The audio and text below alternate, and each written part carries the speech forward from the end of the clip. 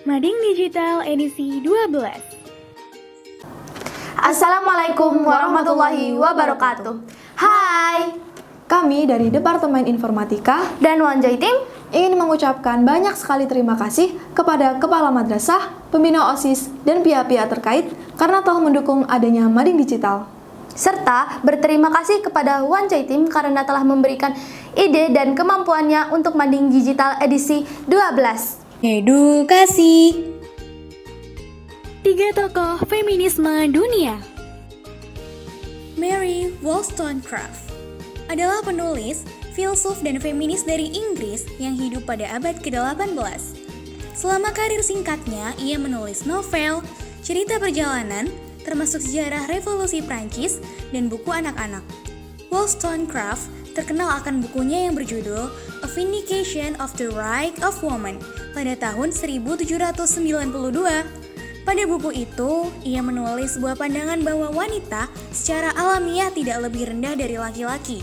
Tetapi seolah-olah terlihat seperti itu hanya karena mereka tidak memperoleh banyak pendidikan. Ia mengusulkan agar pria dan wanita dianggap setara.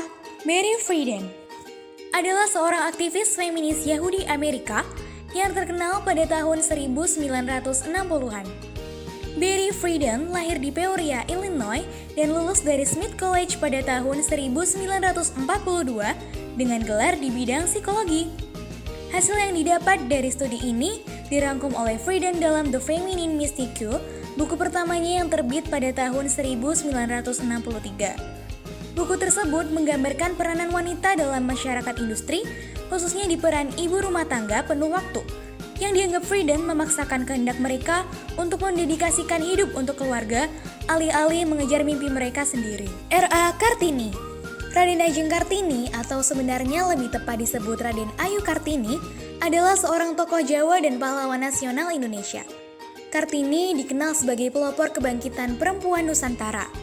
Ia adalah seorang aktivis perempuan Indonesia terkemuka yang mengadvokasi hak-hak perempuan dan pendidikan perempuan.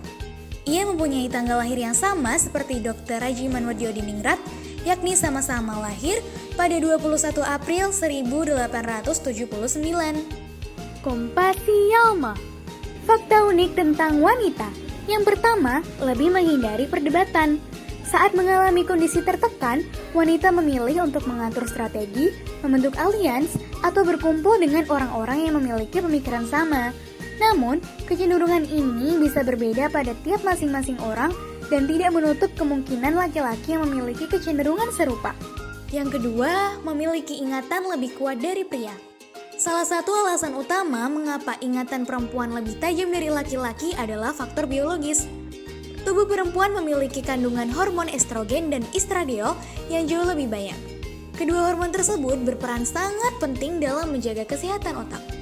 Yang ketiga, lebih intuitif dalam berbagai situasi.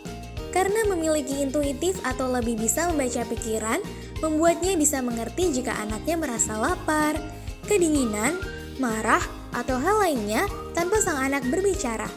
Hal ini membuat wanita lebih peka dalam mengenali keadaan di sekitarnya. Yang keempat, tetap butuh respon saat bertengkar.